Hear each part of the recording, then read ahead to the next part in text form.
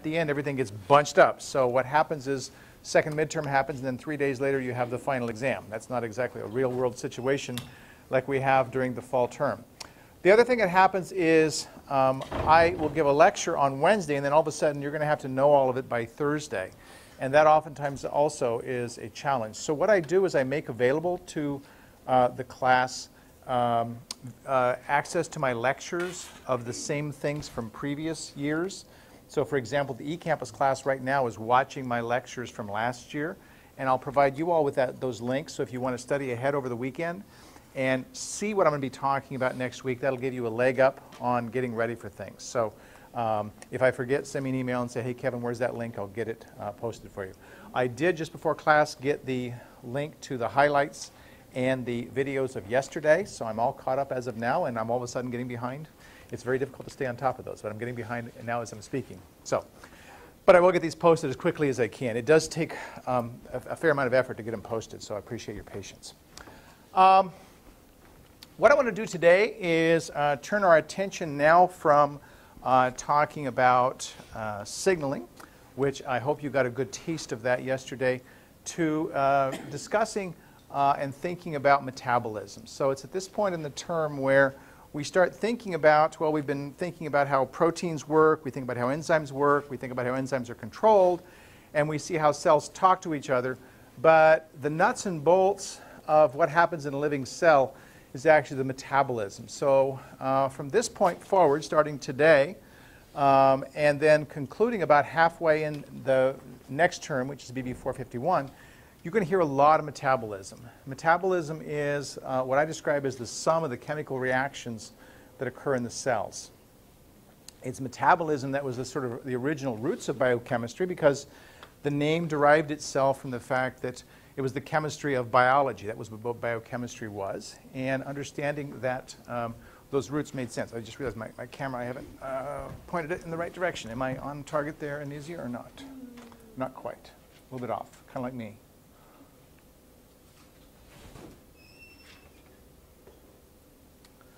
Okay, so there we are with the material. All right, so to talk about metabolism, we really need to understand the energy of biochemical reactions. And the energy of biochemical reactions is absolutely no different than the energy of chemical reactions. There's nothing magical about reactions that happen inside of cells. The exact same reactions will happen apart from cells, and we need to understand, therefore, the energetic considerations, because they govern all chemical reactions.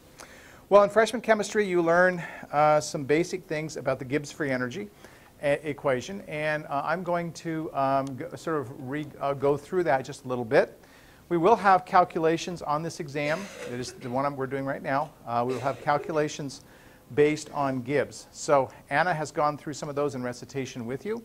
And there are some practice problems that you've seen. There should probably also be some practice problems in your book if you're interested in those.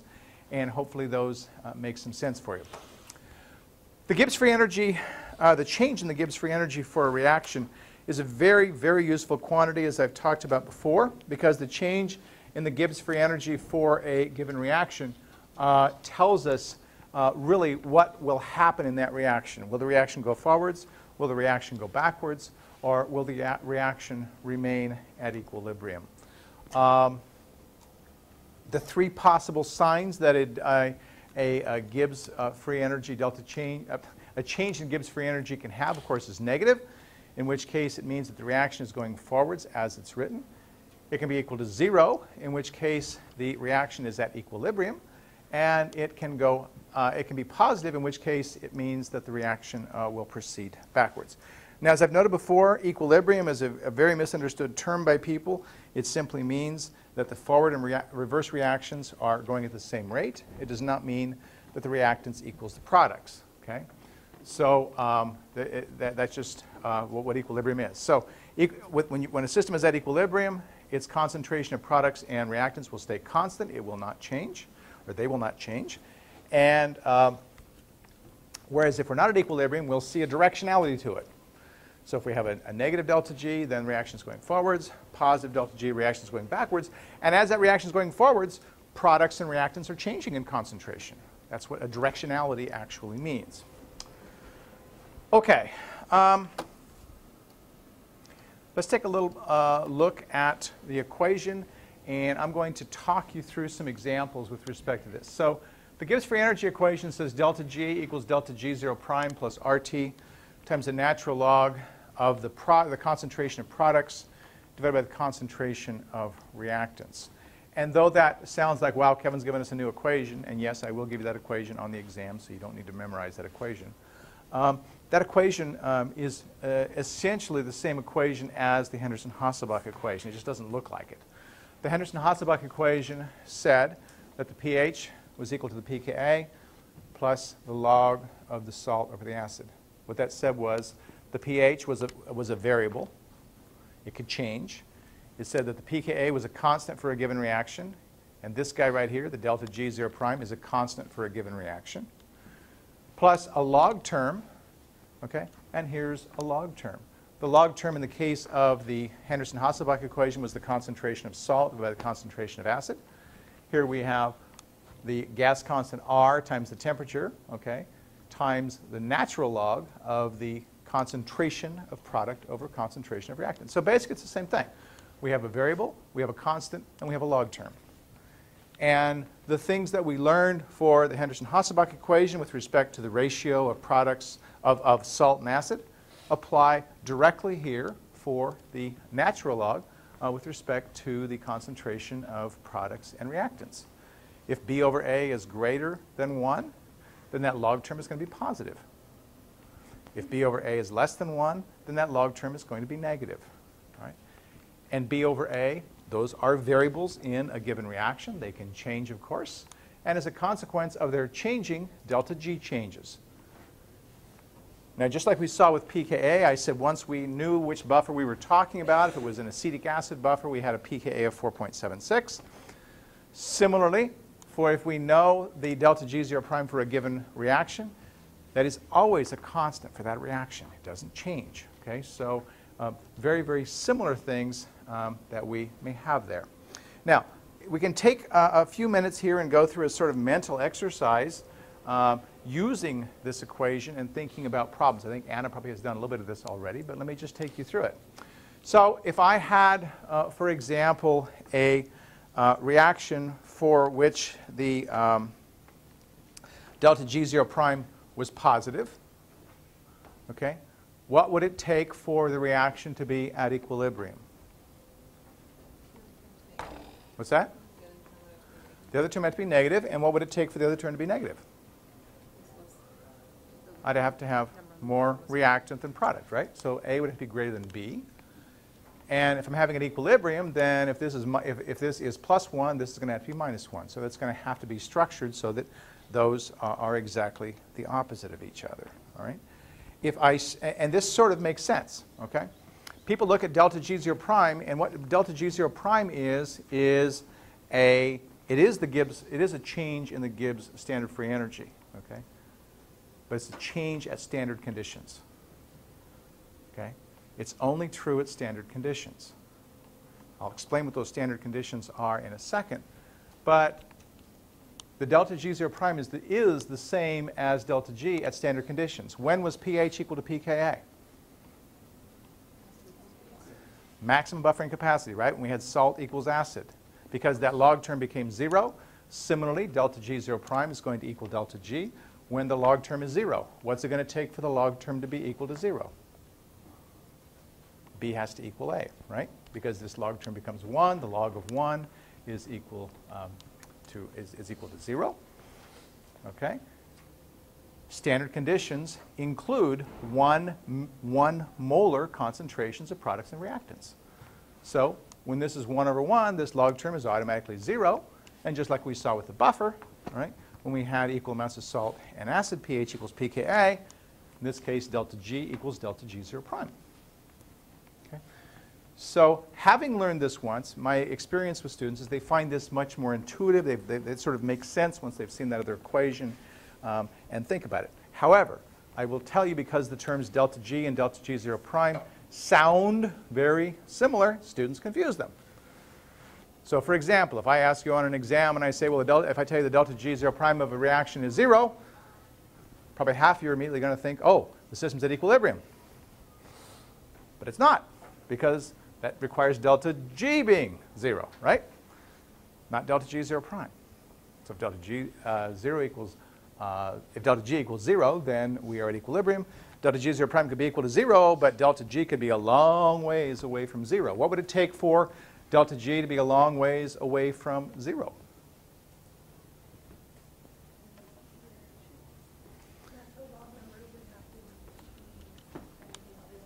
That's right. So this guy here is going to be a long ways away from 0, right? So it sort of makes sense.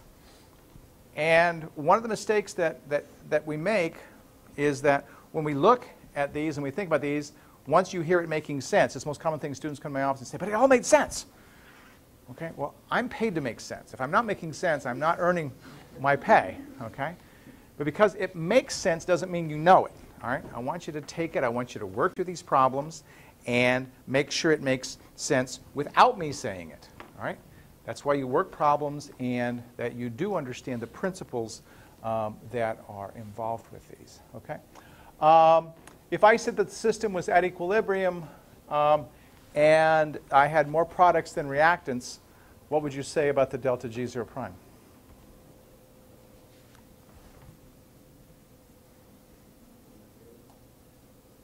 What's that?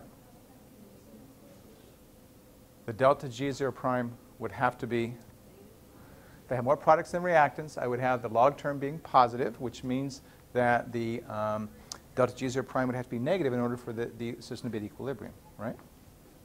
Now, what we're learning here a little bit is how delta G zero prime actually tells us something important about a reaction, all right?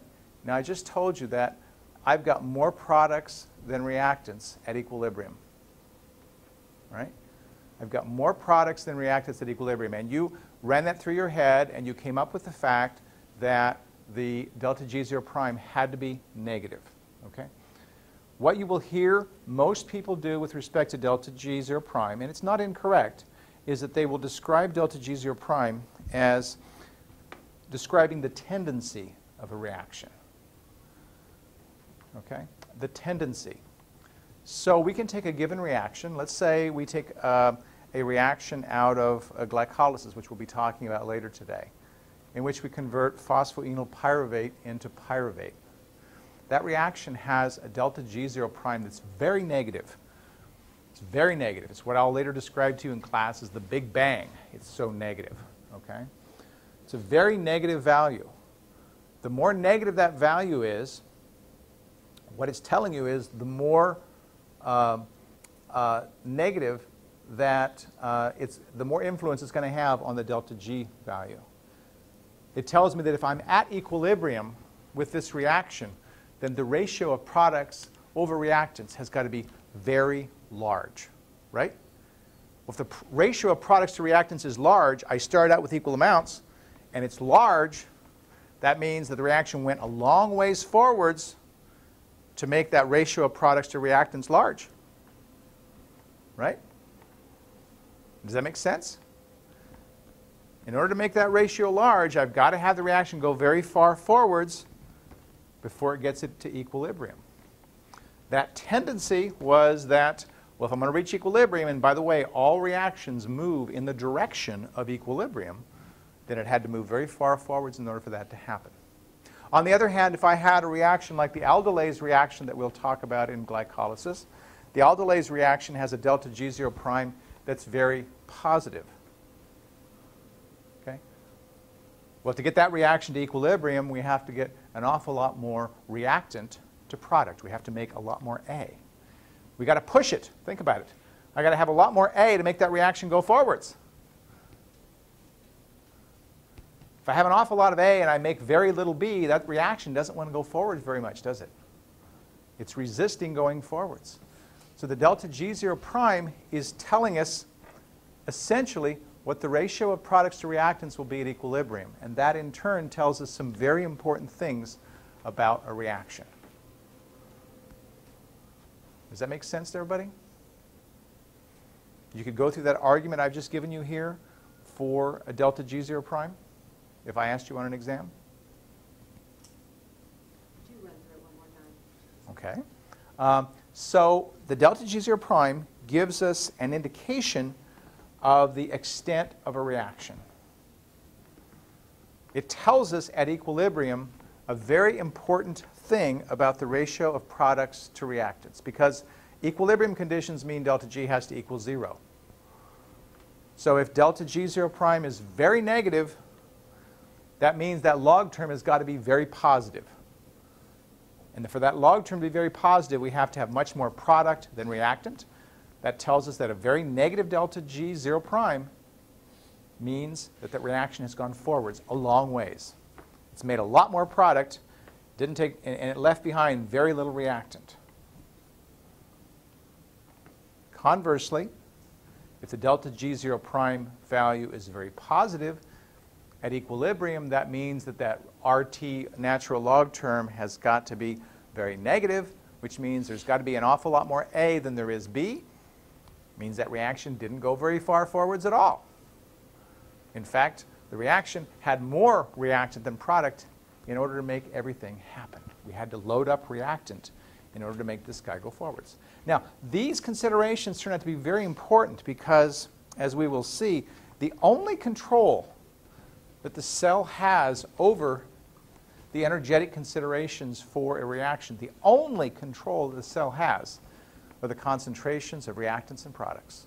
The cell has to work within those parameters if it wants to make a reaction go forwards or if it wants to make a reaction go backwards. No ifs, ands, ors, or buts about that. It can't control temperature. It can't control anything else. It's got to control that. That's what it's got the control over. Okay? And we will see, when we talk about metabolism, that reactions many times need to go one way or the other way, depending upon what the needs of the body are. We saw yesterday how hormone signaling could tell the body, could tell the liver, for example, hey, I need glucose. We've got to run away from the grizzly bear. 2 ways for the cell to make glucose. One's to break down glycogen. Another is to synthesize it biochemically. Well, synthesizing it biochemically, we will see, is sort of the reverse of breaking it down. Many of the reactions are simply reversed from breaking them down. How does a cell do that? It's got to change concentrations, and it's got to make those reactions become favorable, because if the delta G value is positive, it ain't going to go. It's got to work within those parameters. There's no ifs, ands, ors, or buts about that. So it's very important to be able to understand the relationship of delta G to this overall phenomenon. Other questions? Everybody's got the dazed look in their head and their faces now. Okay. Well, let's talk about just briefly some considerations of energy, and then I want to give you a sort of a fun example that people find interesting, and I will pull that out for you. So I skipped over this guy right here, which is ATP as energy currency. We've been talking about ATP all term. We've been talking about ADP. And we've been talking about AMP. And as you can see, they're all very similar in structures. The only difference is the number of phosphates that each one has. The monophosphate AMP has 1. The diphosphate has 2. And the triphosphate has 3. These phosphates, as you see by their charges, are very negative. They do repel each other. They really would like to be apart from each other, and so that provides energy release when they are, in fact, released from each other. So it's the cleaving of a phosphate off of ATP that provides the energy for probably 95% of everything that happens inside the cell. Okay? About 95% of the energy comes from the cleaving of that bond right there and the energy that's released from that. Okay? So we talk about ATP being the energy currency of the cell. A currency is something that you can take anywhere and expend. So I can take a $100 bill and buy gasoline if I'm lucky and fill my tank. Actually, I have a Prius, so I can fill my tank easily. But go fill my tank in any place where I want to go, as long as I stay in the U.S. Okay? So that currency is widespread. It's universal. In the cell, I can take that ATP and I can use it in a reaction to make glucose. I can use it in a reaction to make fatty acids. I can use it in reactions to make cholesterol, okay? And all I have to have is ATP. It's universal. It turns out the cell does use other triphosphates in some cases to make other things. So ATP is not the only thing it uses, okay? But ATP is used about 95% of the time. So that's a very important thing to keep in mind when we're talking about energy. One of the things that you will find surprising about energy is that energy, the energy of ATP, is not used in the way that you think it is. So we often think of, okay, the cell needs some energy, so it goes and it cleaves a bunch of ATP, and now here's all this energy, and it grabs this energy and it does something. That's not the way it works.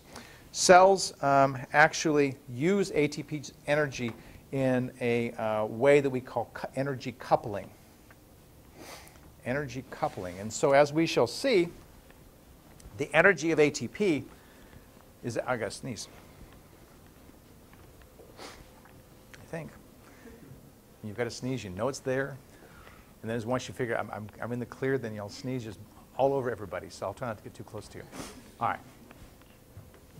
Anyway, okay, so it's done in a coupling system. What does it mean by coupling? Well, it means that generally ATPs will be grabbed by an enzyme that needs the reaction, that needs the energy.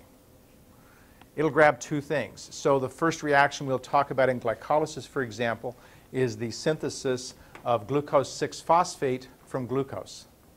That reaction requires energy. So the enzyme that catalyzes this has a binding site for ATP. It has a binding site for glucose. Okay? The hydrolysis of the ATP by that enzyme provides the energy to push that phosphate onto glucose. So the ATP isn't being burned up over here and then the energy is used over here, like the analogy of a power plant sending electricity to your house. In fact, the reactions are occurring on the same enzyme at the same time. So it's as if you have a power plant in your own house, maybe putting solar cells on your house. That's the analogy. When you couple those two together, that's how ATP's energy is used. Okay. So coupling is a very important concept to understand energy use in the cell. Okay.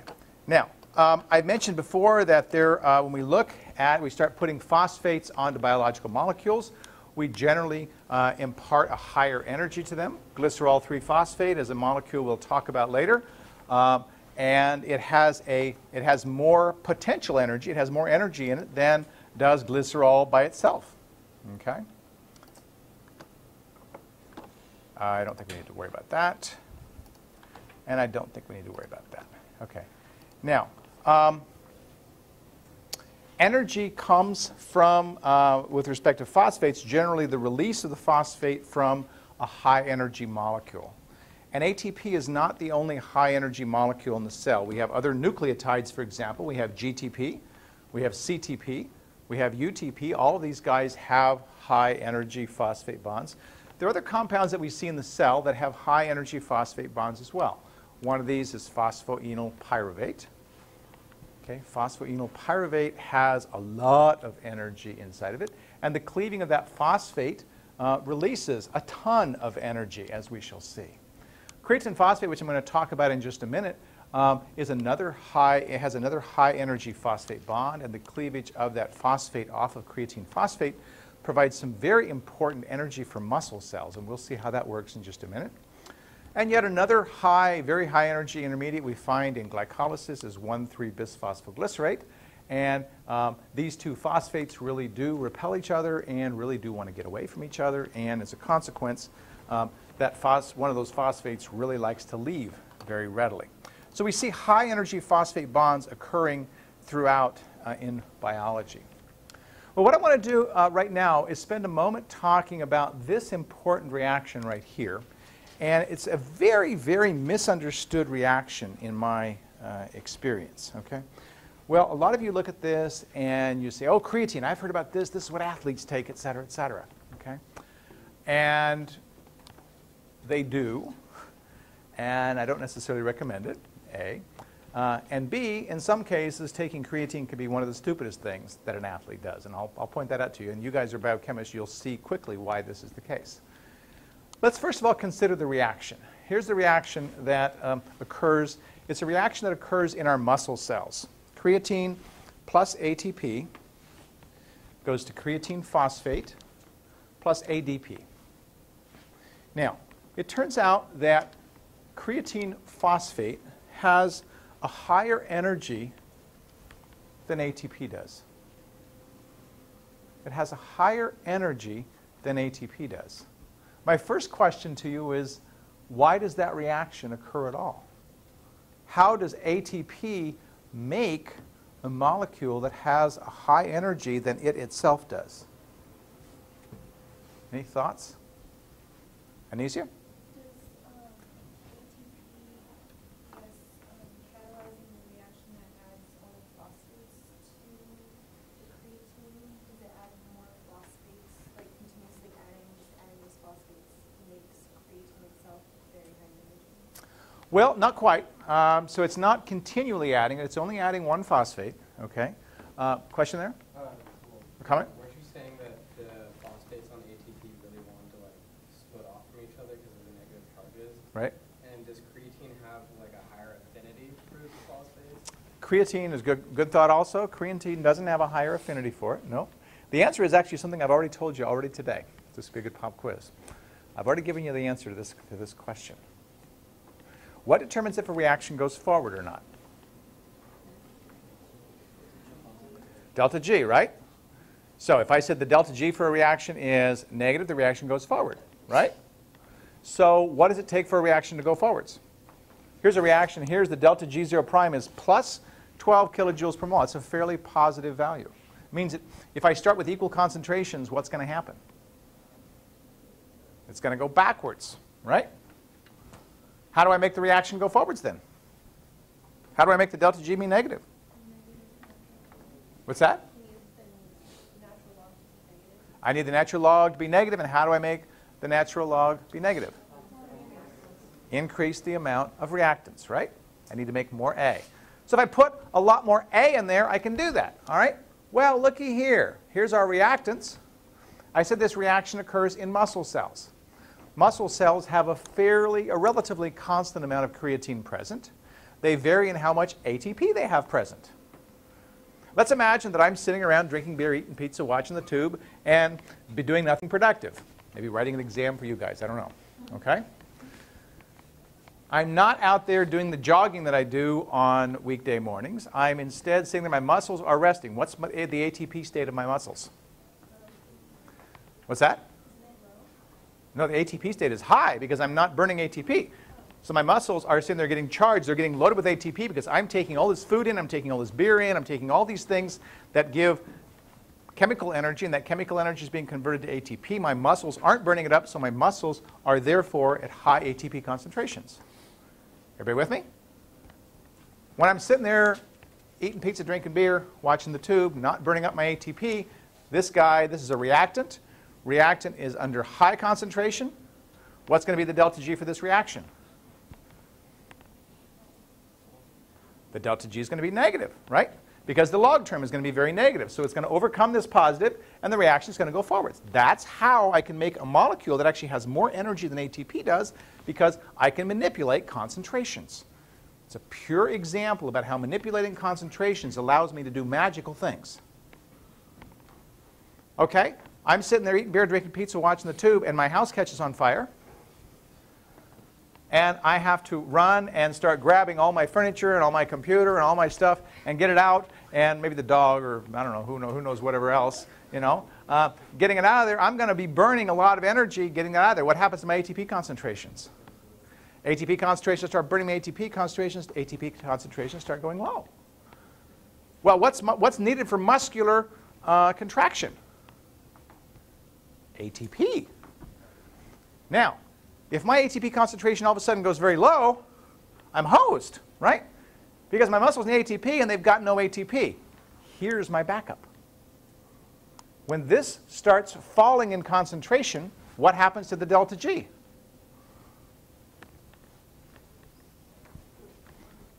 The delta G becomes positive, and when the delta G becomes positive, what do I start making? ATP. It's a perfect setup. It's an absolutely perfect setup.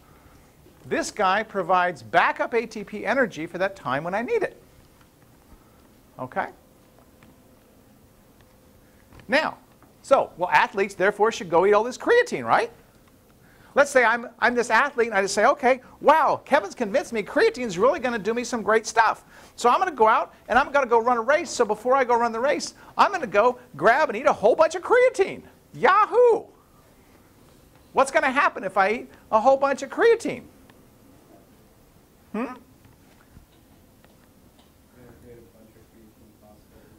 What's going to happen to my ATP concentration? I'm going to start out with no ATP. Okay? And worse than that, okay, this high creatine level is going to keep the reaction from going backwards for a ways. My ATP is going to go really low.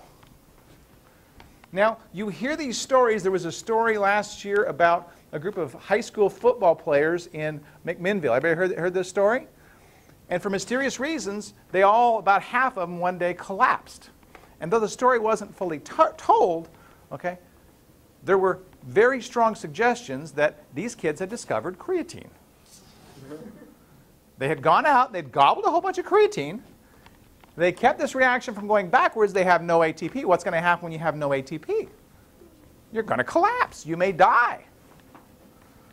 Okay? So then the next question I get is, okay, but what if I ate a whole bunch of creatine phosphate? Yum, yum. You know, there's always somebody looking for a way around things. That's why we have stupid human tricks. You know, anybody like to watch those YouTube videos? You know, they have the videos of the month where somebody did something stupid and they're running into walls or falling off of things. Well, personally, I think what this does is it creates a real problem, because what you do is, okay, well, I'm taking all this creatine phosphate, but eventually I'm going to affect how much creatine I have. And once I affect how much creatine I have, I'm going to favor lowering of my ATP at some level. Okay? So while I won't tell you it's bad for you, I would tell you it's probably not a good idea. I'm not allowed to give medical advice, but this is a relatively stupid thing to do, because it's not going to accomplish probably what you want overall. Okay, does that make sense? Yeah? Why is it that you're supposed to drink a lot of water? Well, one of the reasons for drinking a lot of water is you don't want to become dehydrated. The advice on drinking water has really changed over the years, in which they've actually had people who've died from drinking too much water for the same reasons that the football players collapsed in McMinnville from eating too much creatine. Moderation is good. But the primary issue with water is actually just hydration. Yeah. Yes?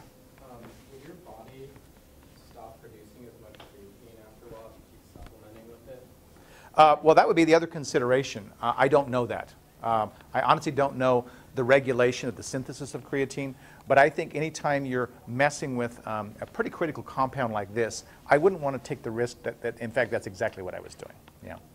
Was that your question, or did you have something else? No, actually I was wondering, why do athletes sometimes hit the wall? Why do athletes hit the wall? Well, that term is a difficult one to define, because it's a vague term. I think to one person hitting the wall means another. If to a marathon runner, for example, hitting the wall means that at about mile 20, a lot of people go, oh, and that's a wall. It's something I just have a hard time getting around. For other people, they find that hitting the wall, they describe it as, I can get to a certain point in my muscularity, or I can get to a certain point in my physical fitness, and I can't seem to push beyond that. So, I meant it in terms of like someone who's doing an Ironman and they're in the last leg of the marathon and they just physically can't move anymore. Is that due to this, or is it due to the fact that their body can no longer produce glycolysis? yeah. Marathon man considerations are incredibly demanding things on the body.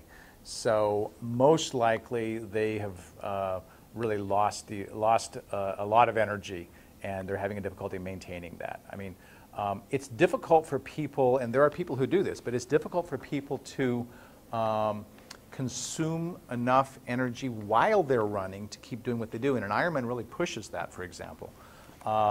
So your body has, we'll talk about this, but your body has basically 1 day supply of glucose. 1-day supply of glucose. And everybody pretty much has that. If you stop eating for 1 day, you really deplete your glucose stores. And yes, you can use other things for energy, but they take other considerations than what glucose does.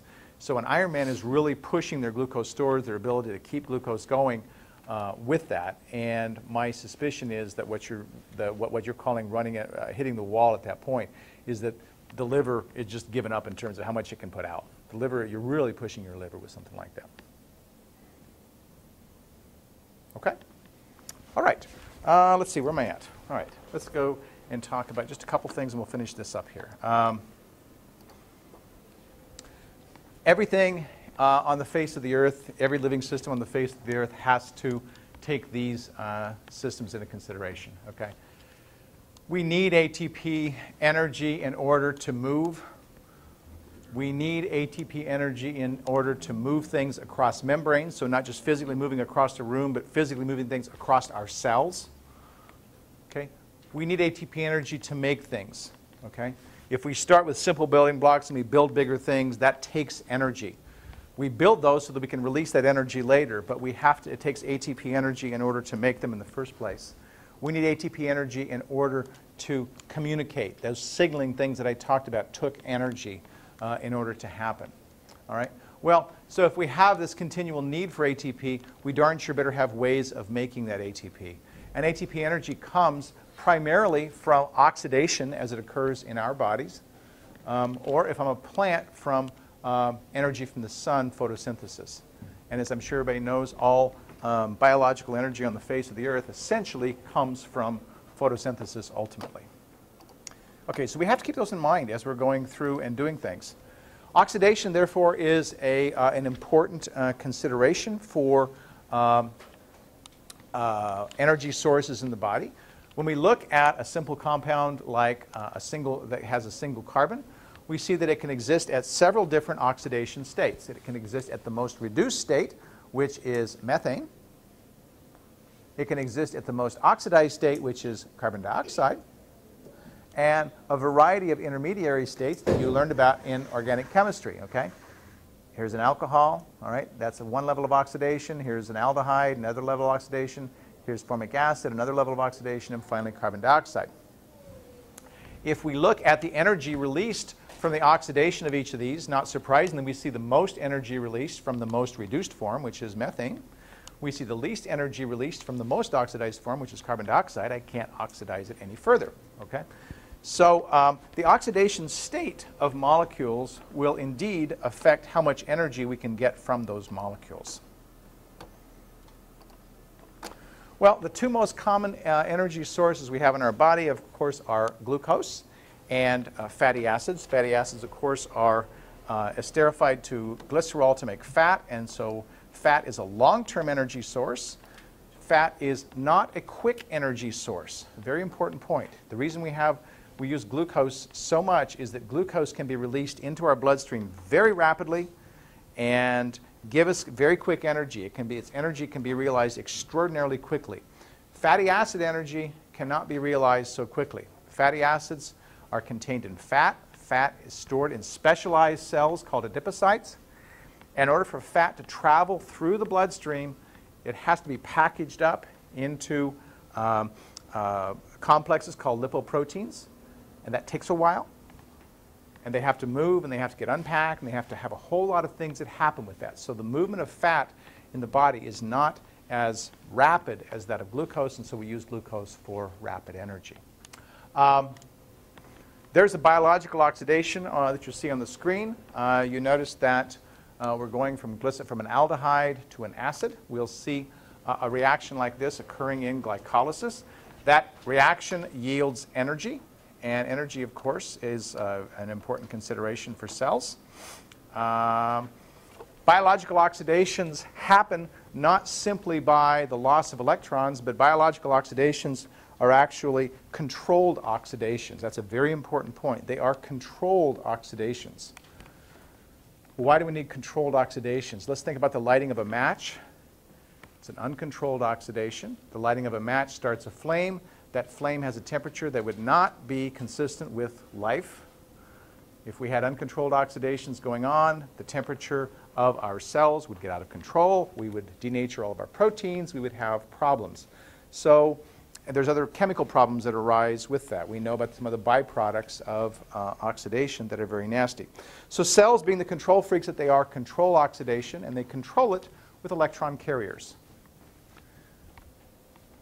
Virtually every reaction that occurs in your cell that involves an oxidation, virtually every reaction involves an electron carrier. Every oxidation, I made it back up. Virtually every oxidation reaction involves an electron carrier. Okay? If I didn't say that, I meant to say that. Why? Well, oxidation involves the loss of electrons. Electrons are extraordinarily reactive. I put them on the wrong thing, and they make the wrong thing extraordinarily reactive. Okay? Oxygen is a wrong thing that gets electrons in many cases. It creates something we call reactive oxygen species. And if you want to know one of the major health considerations of the 21st century, it's reactive oxygen species. Understanding and limiting the production of reactive oxygen species is a very important consideration in human health. Okay? Given the fact that we have electron carriers, we have relatively low amounts of reactive oxygen species, but even the low amounts we have are problems. So we want to control reactions with electron carriers, and the electron carriers accept electrons, and then they carry them elsewhere where the electrons are needed or where the energy of those electrons is needed. So this provides a nice packaging mechanism. It allows an oxidation to occur in one place in a cell and the energy from that oxidation to be realized in another place in the cell. Because of electron carriers, the electron transport system exists. Dr. Merrill will talk about the electron transport system next term. The electron transport system harvests the energy right there in that electron carrier and makes ATP. So when we look at this electron carrier, we see, in this case, NAD plus is the oxidized form. After it has gained electrons and a proton, it becomes NADH. That's the reduced form. Anesia? Do you want us to know the mechanism? I want you to know what NAD and NADH are relative to this. I'll actually be talking about this reaction later, and I'll say of that what I want you to know. But this is just an important principle in terms of the electrons and electron carriers. Electron carriers, yes, I absolutely think you will understand that. When an electron carrier is reduced, that means something else got oxidized because those electrons had to come from somewhere. They came from here. So we have an oxidized carrier, we have a reduced substrate, we have an oxidized substrate, and we have a reduced carrier. Yes, sir? Just want to make sure. So NAD is the carrier? NAD is the acceptor of the electrons. That's correct. Okay, I'm getting there. And let's see, what do we have here? Blah, blah, blah. We'll talk about that later. And this illustrates a principle that we'll talk about later. It's called catabolism. Catabolism is defined as metabolic reactions that break down larger molecules to smaller ones. We see fats being made into fatty acids and glycerol. We see polysaccharides being made into glucose and other sugars. We see proteins being made into fatty acids. Big molecules are being made into smaller molecules. Those smaller molecules can be oxidized in a variety of cycles. So catabolic processes convert big to small and release energy because of the oxidation that they support.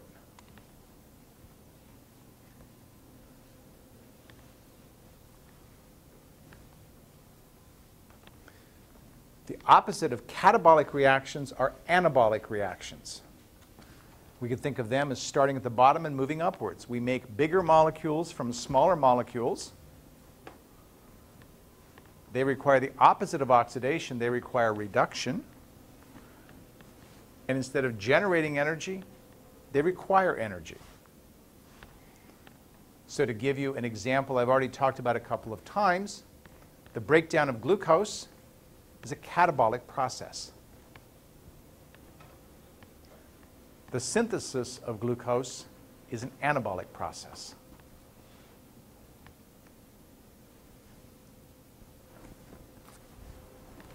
Okay, so catabolism versus anabolism.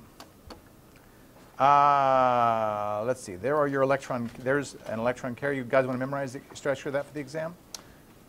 Okay, we won't, all right. I showed you a redox reaction showing molecules. This is a generalized form of a redox reaction. Reduced intermediate, oxidized carrier, oxidized intermediate, reduced carrier. This guy has electrons, this guy doesn't. So the electrons in this case are moving from the molecule on the left, the alcohol, to NAD, creating the molecule on the right, which has lost the electrons, and NADH, which has gained the electrons. A related carrier besides NAD is another molecule called FAD. We'll talk about, actually Dr. Merrill will talk about FAD next term when he talks about the citric acid cycle, but suffice it to say that cells have different electron carriers. NAD and NADH are the most common, but FAD and FADH2, as you can see over here, are also common. FAD is the oxidized form. FADH2 is the one that has gained the electrons. And by the way, I keep talking about electrons. People say, well, it gets protons too, right? The answer is yes, it does. Okay. So protons generally accompany the electrons, but the reduction itself is a function of the electrons. So yes, you see protons. For example, here's 2 protons coming with this, but the reduction is actually due to this guy, not to these guys. Okay, and let's see. Redox, okay? So all reactions that involve gain or loss of electrons are called redox reactions. They involve reduction and oxidation. Whenever you see an electron carrier, whether it's FAD or it's NAD, you're talking about a redox reaction. Okay. And we'll let that be for right now. Okay. I thought today we might actually sing 2 songs. I've got one song we can sing at this point and one song we'll sing later. Would you like to sing a song at this point to break? Okay, this is a fairly short song. It's to the tune of Danny Boy. Anybody know the song Danny Boy? Oh, Danny Boy, da, da, da, da, da, da, da. All right. I'll have to lead you through it. It's called O delta G. All right? O delta G, the change in Gibbs free energy can tell us if a process will advance.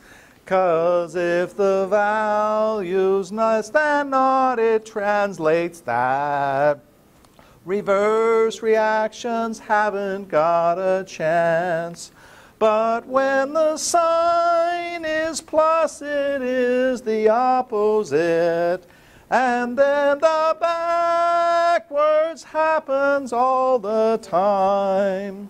A factor is the standard Gibbs free energy. So don't forget about the delta G naught prime. Okay, good place to take a break. Let's take a break and come back and we will see glycolysis.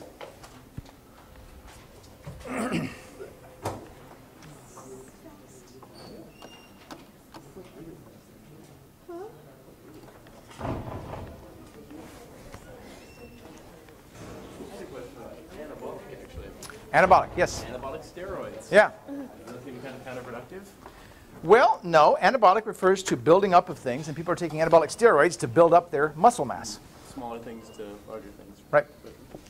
So it gives you a bunch of smaller things, or like if you take a steroid, what is it?